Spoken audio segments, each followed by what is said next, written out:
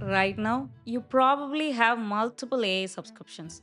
It feels harmless, but is actually draining your money and mental health because of hidden flaws you don't even know exist. Most people think they are being efficient by using AA to solve their business and personal problems. But look at this data.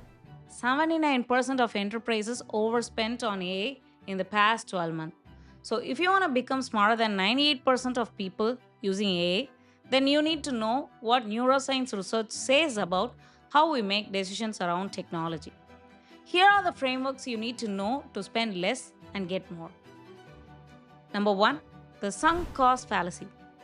Let's start with something psychologists have studied for decades, the sunk cost fallacy. I want to explain what it is before we deep dive into how we can avoid it. Let's go.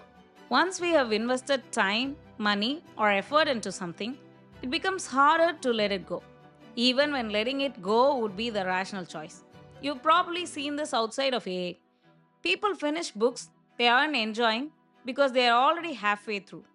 They stay subscribed to services they barely use because they have had them for years.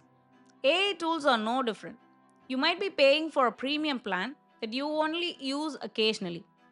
Canceling feels uncomfortable because you've already invested in it. For example, I had a cloud subscription for personal work like travel plans, everyday to do lists, and shopping lists. But to be honest, a free tier of ChatGPT or Claude would have been sufficient. I still kept that subscription because it felt uncomfortable to unsubscribe. I had been using it for so long. But one question helped me cut through that instantly. I asked myself, if I weren't already subscribed, would I sign up today? The answer was clearly no, so I immediately unsubscribed because it wasn't something I actually needed. Now let's talk about another reason people upgrade when they don't actually need to. Number two, the upgrade illusion. Most of us naturally gravitate towards the best option available. Psychologists calls this loss aversion, which simply means the pain of missing out on something feels twice as strong as the pleasure of having it. For example, Tesla offers the Model S Plaid, a $15,000 upgrade over the base Model S. It delivers 1020 horsepower and acceleration so violent. Tesla literally calls it beyond ludicrous. But most owners rarely push it past normal highway speeds. They paid a premium for power they almost never use. They upgraded anyway because it felt like the best option. People do the same thing with AI. If there is a faster model, a bigger context window, a new premium feature, it is easy to feel like we should have it. And that is exactly why the upgrade page always says, you're missing out on 10 times faster responses. Unlock the most powerful model today. And then we upgrade.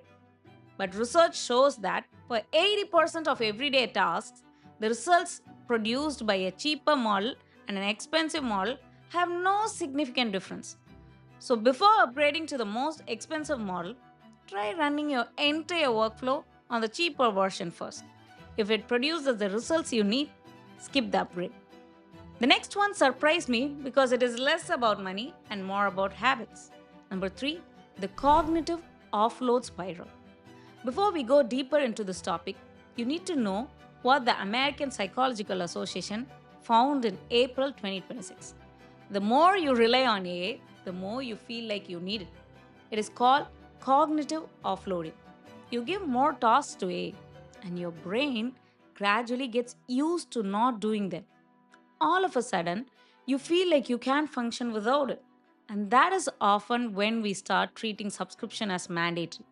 So I would suggest keeping just one category of work AI free. Not forever, just intentionally for some time. Like writing notes by hand. I always write my to dos and schedules by hand because it gives me a better plan and more control over my day. Pick your own AI free task, something you feel needs a break from AI for a while, and try it.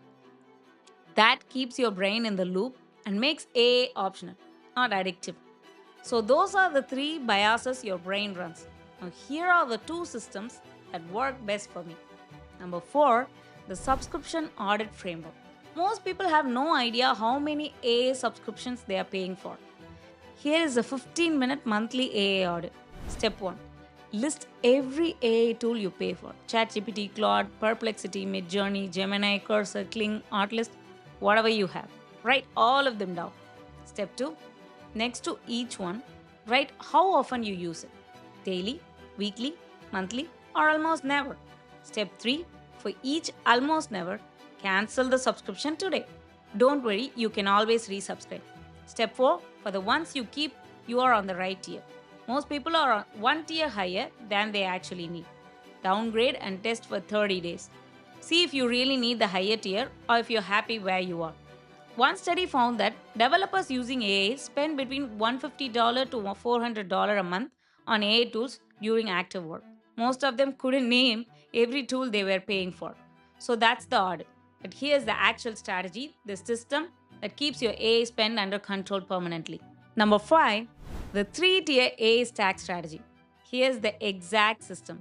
Tier 1, use free tools for 80% of your tasks, especially for simple questions, drafts, and research.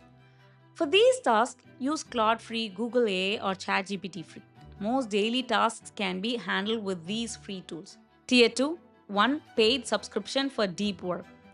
Pick the one you use most: Claude Pro, ChatGPT Plus, or Gemini Advanced. Keep just one subscription, not all three. Tier 3, pay as you go for big projects only. When you need the most powerful model, buy AA credits for that session. Don't maintain a full subscription for occasional use. The result: you go from paying for 4 to 6 tools constantly to paying for one tool continuously and one occasionally. Personally, I have one Claude Pro subscription which has token limits, so I use free ChatGPT for all my simple questions, research, and data collections.